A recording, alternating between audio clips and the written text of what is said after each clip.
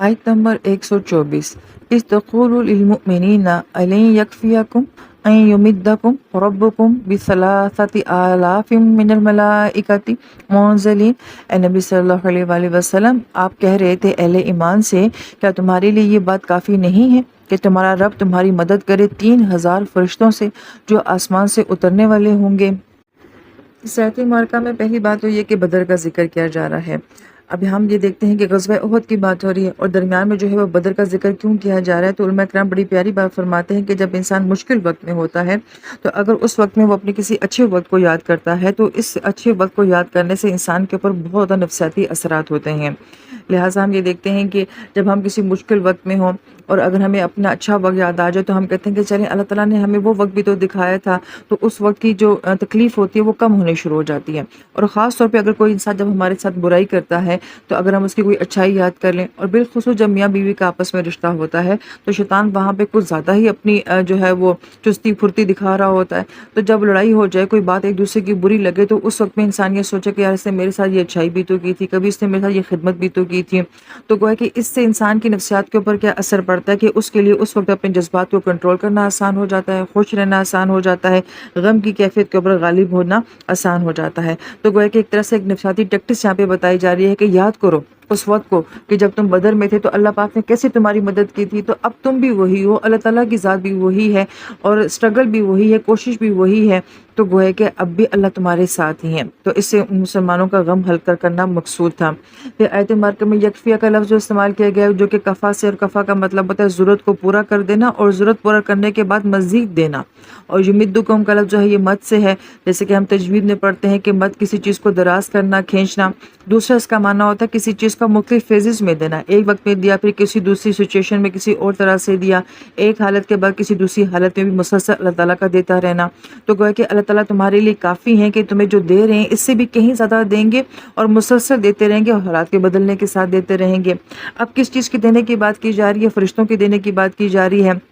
اور یہاں پہ جو ہے وہ 3000 فرشتوں کی بات کی جا رہی ہے۔ تو ہمارے ذہن میں پہلا سوال یہ آتا ہے کہ ایک ہی فرشتہ کافی ہوتا ہے جو کہ پوری بستیوں کو پلٹ کر کے رکھ دیتا ہے، تو یہاں پہ اللہ تعالیٰ نے 3000 کا فگر کیوں استعمال کیا؟ تو عین انسانی نفسیات کے مطابق یہاں پہ بھی اللہ تعالیٰ نے بات کی ہے کہ انسان جو ہے وہ فگرز کو، اسٹیٹس کو جو ہے وہ بڑی اہمیت دیتے ہیں، لہٰذا ہم جو ہیں وہ کبھی اپنے نمبر دیکھتے رہتے ہیں، کبھی اپنے گریڈ دیکھتے رہتے ہیں، کبھی ہم موسم کا ٹمپریچر دیکھتے رہتے ہیں، تو انسان جو ہے وہ فگرز اور فیکٹس سے جو ہے وہ متاثر ہوتا ہے۔ تو اس لیے اللہ تعالیٰ نے جو ہے یہاں پہ اتنے فرشتوں کا ذکر فرمایا ہے۔ تو یہاں پہ دو طرح کی رائے پائی جاتی ہیں کہ کیا واقعی فرشتوں نے عملی طور پہ جنگ میں حصہ لیا تھا یا محض مسلمانوں کو تسلی دینے کے لیے تھا؟ تو ایک جماعت تو یہ کہتی ہے کہ انہوں نے عملی طور پہ جنگ نہیں لڑی تھی، جبکہ دوسرا قول ہمیں یہ ملتا ہے کہ ان فرشتوں نے جو ہے عملی طور پہ جنگ میں حصہ لیا تھا۔ لہٰذا اس کی تائید جو ہے وہ بعض دلائل سے ہوتی ہے کہ وہ فرشتے جو کہ بدر میں شریک ہوئے تھے انہیں خاص فرشتے کہا گیا تھا، یعنی کہ وہ آسمانوں میں بڑے خاص فرشتے ہو گئے تھے، ان کو خاص مقام حاصل تھا کہ ان لوگوں نے مسلمانوں کی بدر میں مدد کی ہے۔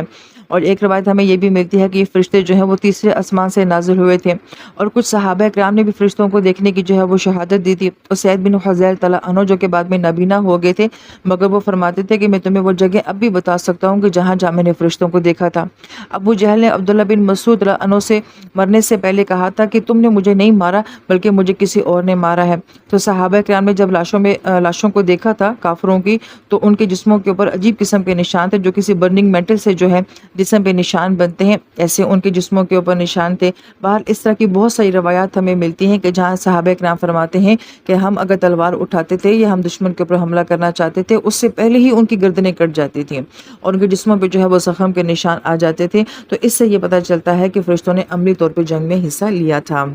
اور پھر آیت مبارکہ میں جب منزلین کا لفظ استعمال ہوتا ہے تو فرشتے آسمانوں سے نازل ہوتے ہیں، اسے خاص طور پہ یہاں پہ مینشن کیوں کیا گیا ہے؟ تو اس کی ایک وجہ یہی بتائی جاتی ہے کہ یہ فرشتے اتنے خاص ہو کے تھے آسمانی دنیا میں، اس لیے ان کو خاص طور پہ جو ہے منزلین کے ساتھ جو ہے باقی فرشتوں سے ممتاز کیا گیا ہے۔ پھر آیت نمبر 125 میں کہا گیا ہے بلا کیوں نے ان تصویروں، اگر تم مسلمان صبر کرو کہ وہ تتقو اور تقوی کی روش اختیار کرو کہ وہ یاتوکم من فورہم ھذا، تو اگر وہ فوری طور پہ تم پہ حملہ آور ہو جائیں گے، یمددکم ربکم بخمسۃ آلاف من الملائکۃ مسومین، تو تمہارا رب تمہاری مدد کرے گا 5000 فرشتوں کے ذریعے سے جو نشان زدہ گھوڑوں پر آئیں گے۔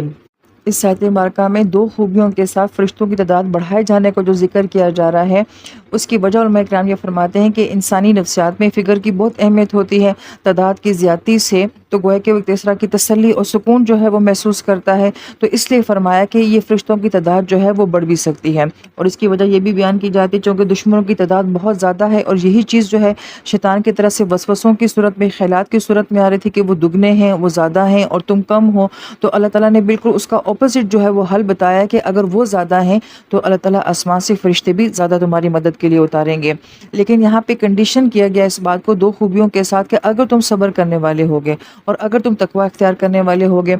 یعنی زمین میں انسان جو ہے وہ تمام اسباب بھی اختیار کرے گا کہ وہ صبر کرے گا، یعنی کہ جنگ کو فیس کرے گا، اس کا مقابلہ کرے گا، اس کے سارے اسباب جو ہے وہ اختیار کرے گا، اور ساتھ ساتھ اس کے دل میں جو ہے وہ تقوی اور خوف کس کا ہوگا؟ لوگوں کا نہیں ہوگا، دشمن کا نہیں ہوگا، موت کا نہیں ہوگا، ہتھیار کا نہیں ہوگا، بلکہ اللہ تعالیٰ کی ذات کا ہوگا۔ تو جب انسان اس کیفیت کے ساتھ اور ان جذبات کے ساتھ اور تیاری کے ساتھ میدان جنگ میں اترے گا تو پھر اللہ تعالیٰ کی غیبی نصرت بھی جو ہے وہ اس کے ساتھ ہو جائے گی۔ اور پھر یہاں پہ فرشتوں کے ساتھ جو مصومین کا لفظ لایا گیا ہے جو کہ وسم سے ہے، جس کا مطلب ہوتا ہے نشان زدہ ہونا، جیسے کہ آج کی دنیا میں ہم یہ کہتے ہیں کسی چیز کا برانڈ ہونا، تو یہ بھی انسان کے ساتھ ایک خاص قسم کا معاملہ ہے کہ جس چیز کے اوپر کوئی خاص قسم کا نشان آ جاتا ہے انسان اس کو بڑی اہمیت دیتا ہے۔ آج کے دور میں یہ بات ہمیں اور زیادہ سمجھ جاتی ہے کہ ہم نے ہر چیز کے اوپر کوئی نہ کوئی ٹیگ لگایا ہوا ہوتا ہے، مثلا ہمارے اسکول کے بیجز ہوتے ہیں اور ہماری ٹیم کے جو ہے وہ خاص قسم کے بیجز یا لوگو ہوتے ہیں اور انہیں اپنی شرٹ کے اوپر لگائے ہوتے ہیں، ہم اپنی گاڑیوں کے اوپر نمبر پلیٹ لگاتے ہیں، تو گویا کہ ہر چیز کو جو ہے وہ ہم نشان لگا کے جو ہے پرومیننٹ کرنے کی کوشش کرتے ہیں۔ تو گویا کہ یہاں پہ بھی یہ کہا گیا ہے کہ وہ فرشتے جن گھوڑوں کے اوپر آئے تھے ان کے اوپر نشان لگے تھے۔ حضرت علی فرماتے ہیں رضی اللہ تعالیٰ عنہ کہ جو فرشتوں کے گھوڑے تھے ان کی جو پیشانیاں تھیں وہ سفید رنگ کی تھیں، تو گویا کہ یہی ان گھوڑوں کے نشان تھے۔ پھر اس کے بعد آیت نمبر 126 میں اللہ تعالیٰ فرماتے کہ وَمَا جَعَلَهُ اللَّهُ إِلَّا بُشْرًا لَكُمْ، اور اللہ تعالیٰ نے اس کو نہیں بنایا مگر تمہارے لیے ایک بشارت، وَلْتَطْمَئِنَّ قُلُوبُكُمْ بِهِ، اور تاکہ تمہارے دل اس سے مطمئن ہو جائیں، وَمَا النَّصْرُ إِلَّا مِنْ عِنْدِ اللَّهِ الْعَزِيزِ الْحَكِيمِ، ورنہ مدد تو ہونی ہی اللہ تعالیٰ کی طرف سے ہے جو کہ غالب بھی ہے اور حکمت والا بھی ہے۔ اب اس آیت مبارکہ میں جو اصل ہماری سوچ یا ہمارا عقیدہ ہے اس کو جو ہے وہ بیان کیا گیا ہے کہ اللہ تعالیٰ کی ذات تو کن فیکون کہہ کے ہر معاملہ کر دینے والی ہے۔ اللہ تعالیٰ کن فرماتے تو یہ سب کے سب جو ہے وہ ہلاک ہو سکتے تھے، مگر فرشتوں کے ذریعے اور تعداد بتا کے یہ سب کچھ کیوں معاملہ کیا گیا؟ صرف اس لیے کہ ایمان والوں کے دل جو ہے وہ مطمئن ہو جائے، کیونکہ انسان بہت کمزور ہے، اس کی اپنی ایک نفسیات ہے، اس کے اوپر بہت ساری باتوں کے اثر ہوتے ہیں، تو گویا کہ انسان کو مطمئن کرنے کے لیے سب کچھ کیا گیا۔ اس لیے علماء کرام یہ فرماتے ہیں کہ بدر کے مقام پہ بھی اور بہت ساری تائید اور نصرت اللہ تعالیٰ کی طرف سے آئی، مثلا ہوا ایسی چلی جو کہ مشرکین کے خلاف تھی، ان کے خلاف چل رہی تھی، بارش ہو گئی تو وہ نیچے کی طرف تھے، مسلمان اوپر کی طرف تھے، سارا پانی فلو کر کے نیچے چلا گیا، اس سے کیچڑ ہوئے، ان کے پاؤں اس میں دھنس گئے تو ان کے لیے لڑنا جو ہے وہ مشکل ہو گیا۔ تو اس طرح کی اور بہت ساری غیبی مدد بھی جو ہے وہ اللہ تعالیٰ کی طرف سے ان کی طرف آتی رہتی ہیں۔ یہاں پہ بڑی پیاری بات علماء کرام فرماتے ہیں کہ انسان جب اسباب اختیار کرتا ہے، کوشش کرتا ہے، تو باقی سارے کام جو ہے وہ اللہ تعالیٰ کی طرف سے ہو جاتے ہیں۔ یہی وجہ ہے کہ موسیٰ علیہ السلام نے بھی جب فرعون کا سامنا کرنے کے لیے جا رہے تھے تو اللہ تعالیٰ سے کیا دعا مانگی تھی کہ رب اشرح لی صدری، کہ اللہ تعالیٰ پہلے میرے دل کو جو ہے وہ شرح صدر دے، کیونکہ جب انسان کا دل کسی بات کے لیے مطمئن ہو جاتا ہے، پرسکون ہو جاتا ہے، تو اس کے لیے پھر بات کا کام کرنا آسان ہو جاتا ہے۔ تو یہاں پہ بھی گویا کہ ایمان والوں کو ان کے دلوں کو مطمئن کیا گیا، تسلی دی گئی تاکہ ان کے لیے ان سارے حالات کو فیس کرنا اور جنگ لڑنا جو ہے وہ آسان ہو جائے۔ اور پھر اس ساری سچویشن کے لحاظ سے اللہ تعالیٰ نے اپنی دو صفات لائی ہیں کہ العزیز، کہ جس کے پاس پاور ہے، اقتدار ہے، وہ جس طرح جیسے چاہے جس کی مدد کرے اور جس انداز سے چاہے وہ مدد کرے، تو یہ ذات تو صرف اللہ تعالیٰ کی ذات ہی ہو سکتی ہے۔ اور حکیم یہ کہ کس طرح مدد کرنی ہے، کس وقت کرنی ہے اور کس انداز سے کرنی ہے، یہ حکمت والی ذات ہی کر سکتی ہے۔ لہٰذا یہ جنگ کا معاملہ ہوتا ہے اور جنگ میں یہ بات بہت اہمیت رکھتی ہے کہ آپ کس وقت جو ہے وہ کیسا فیصلہ کرتے ہیں اور کس وقت آرمی کو کس طرح کی سپورٹ کی ضرورت ہوتی ہے۔ اگر رائٹ ٹائم پہ رائٹ فیصلے نہ ہوں تو فتح گویا کہ شکست میں بھی بدل سکتی ہے۔ اور یہ وزڈم اور یہ حکمت جو ہے یہ اللہ تعالیٰ کی ذات سے سوا جو ہے وہ کس کے پاس ہو سکتا ہے؟ واللہ عالم۔ ہم نے ایک کالم پڑھا تھا، اس میں انہوں نے کہا کہ دن 2 بجے کے ٹائم، جو کہ عموماً کیلولے کا ٹائم ان کے مطابق جو انہوں نے بیان کیا تھا کہ یہ ایسا وقت ہوتا ہے کہ جب انسان کو کوئی فیصلہ نہیں کرنا کرنا چاہیے. اسی وجہ سے وہ کہتے ہیں کہ دنیا میں جتنے بھی حکمران ہیں وہ صبح کے وقت میں اپنی میٹنگز رکھواتے ہیں اور صبح صبح جو ہے اپنے سارے فیصلے کرتے ہیں. 12 بجے کے بعد وہ کوئی فیصلہ نہیں کرتے ہیں کیونکہ انسان اس وقت میں صحیح فیصلہ نہیں کر سکتا ہے. اور انہوں نے حوالہ یہ دیا کہ دوسری جنگ عظیم کے بارے میں غالباً کہ وہ جنگ کا جب فیصلہ کیا گیا تو یہی ٹائم تھا. تو اس سے انہوں نے یہ نتیجہ نکالا کہ یہ ٹائم جو ہے وہ صحیح فیصلے کرنے کا نہیں ہوتا ہے. لہٰذا اس میں انہوں نے اور بہت سارے پوائنٹ بھی بیان کیے تھے، لیکن اصل بات جو سمجھانے والی ہے وہ یہ کہ آپ کا ایک غلط فیصلہ جو ہوتا ہے، جو غلط وقت پہ کیا جاتا ہے، وہ کتنی بڑی تباہی لا سکتا ہے. یہ تو باہر دنیا کی ایک تحقیق ہے، لیکن اگر ہم اپنے اسلامک پوائنٹ آف ویو سے دیکھتے ہیں تو اللہ تعالیٰ کی ذات ہے، وہ بہتر جانتی ہے کہ کس وقت میں کس انسان کو کتنا دینا ہے، کیسے دینا ہے، کس طریقے سے دینا ہے. تو اس کے لیے صفت عزیز اور صفت حکیم کو لایا گیا. پھر اگلی آیت مبارکہ جو کہ 127، اس میں اللہ تعالیٰ فرماتے لیکن طرف من الذین کفروا، اور یہ مدد وہ تمہیں اس لیے دیں گے تاکہ کافروں کا ایک بازو جو ہے وہ کاٹ دیں، او یکبتہم فینقلبوا خائبین، یا انہیں ذلیل کر دے کہ وہ خائب اور خاسر ہو کے لوٹ جائیں. اس آیت مبارکہ میں کافروں کی طرف کاٹنے کی جو بات کی جا رہی ہے، طرف عربی زبان میں کنارے کو کہا جاتا ہے، اور اللہ تعالیٰ بڑی ہی خوبصورت اور پیارے انداز میں یہاں پہ بات فرما رہے ہیں کہ کافروں کی طرف کو کیسے کاٹا گیا. تو طرف سے مراد جو کافروں کی ایلیٹ کلاس ہے، جو امیر طبقہ ہے، اس کو بیان کیا گیا ہے، کیونکہ امیر لوگ جو ہوتے ہیں وہ عموماً شہروں کے کناروں میں رہتے ہیں، وہ مڈ سٹی میں نہیں رہتے ہیں. ان کے بڑے بڑے گھر ہوتے ہیں، ان کے شہر جو ہوتے ہیں وہ عام شہروں سے بالکل الگ ہوتے ہیں. پہلے بادشاہوں کے ساتھ بھی یہ معاملہ ہوتا تھا، اور تب بھی دیکھیں اور اب بھی دیکھیں تو ایلیٹ کلاس ایسی ہوتی ہے کہ ان کے گھر، ان کی کالونیز جو ہوتی ہیں وہ بالکل سیپریٹ ہوتی ہیں، جہاں عام بندہ نہیں جا سکتا. لہٰذا ہم یہ دیکھتے ہیں کہ جہاز میں بھی بزنس کلاس جو ہوتی ہے وہ باقیوں سے جو ہے وہ کٹی بھی ہوتی ہے، الگ ہوتی ہے. اسٹیڈیم میں اگر چلے جائیں تو وی آئی پی کلاس جو ہے وہ الگ سے ہوتی ہے، وی آئی پی چیئر جو ہیں وہ الگ سے ہوتی ہیں. ہر جگہ وی آئی پی سیکشن جو ہوتا ہے وہ الگ ہوتا ہے. تو اس لیے ان کو کہا گیا کہ وہ کنارے پر ہوتے ہیں، وہ ایک طرف میں ہوتے ہیں. اور جنگ بدر میں کہا جا رہا ہے کہ ان کی طرف کو جو ہے وہ کاٹ دیا گیا تھا.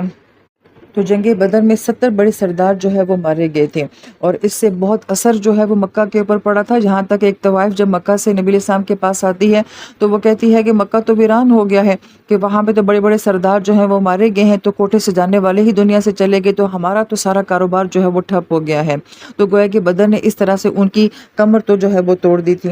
اور پھر آیت مبارکہ میں یہ کہا گیا کہ یکبتہم فینقلبوا خائبین، کہ وہ منہ کے بل گر گئے اور وہ خائب ہو گئے، یعنی کہ رسوائی کے ساتھ لوٹے. تو رسوائی کے ساتھ کیسے لوٹے؟ بظاہر تو ہم یہ دیکھتے ہیں کہ 70 صحابہ اکرام شہید ہوئے ہیں، اور ان کو تو خوش ہونا چاہیے کہ ہم نے جو ہے وہ اپنا بدلہ لے لیا ہے، لیکن اس نقصان کے باوجود بھی وہ اپنا مقصد نہیں حاصل کر سکے. ان کا مقصد نبی علیہ السلام کو شہید کرنا تھا، وہ اپنے مقصد میں کامیاب نہیں ہوئے الحمدللہ. اور دوسرا ان کا مقصد تھا کہ مدینہ کے پاس سے گزرنے والی جو مین تجارتی شاہراہ ہے اس کے پر ہمارا کنٹرول حاصل ہو جائے، تاکہ ہم مکمل طور پہ مسلمانوں کے اوپر ہر طرح سے جو ہے وہ معاشی اور مالی دباؤ بھی جو ہے وہ ڈال سکیں. اس میں بھی وہ لوگ جو ہے وہ کامیاب نہیں ہو سکے. اب ظاہری بات ہے وہ 2 مرتبہ جو ہیں وہ مکہ چھوڑ کے یہاں پہ آئے ہیں، جنگ لڑنے کے لیے آئے ہیں. تو باقی سارے قبائل ان سے پوچھیں گے بھائی آخر ان جنگوں کا کیا حاصل ہوا؟ ہم نے آپ کو اسلحہ بھی دیا، ہم نے آپ کو مال بھی دیا، دونوں مرتبہ آپ اپنے ٹارگٹ جو ہے وہ لے کر نہیں آئے ہیں. تو گویا کہ یہ ایک طرح سے ان کے لیے رسوائی تھی. یہی وجہ ہے کہ جنگ خندق جو اس کے بعد، یعنی کہ جو جنگ احزاب بھی کہا جاتا ہے، وہ ہوئی کہ تاکہ ان 2 جنگوں سے جو وہ فائدہ حاصل کرنا چاہتے تھے وہ نہ کر سکے، وہ فائدہ لینے کے لیے اب انہوں نے پھر آگے جنگ خندق کو پلان کیا تھا. لہٰذا اس آیت مبارکہ تک تو مسلمانوں کو تسلی دی جا رہی ہے غزوہ بدر کو سنا کے، اس کے سارے فوائد کو بتا کے. اب اگلی آیت مبارکہ میں دوبارہ جو ہے وہ احد کے میدان کی بات کی جا رہی ہے.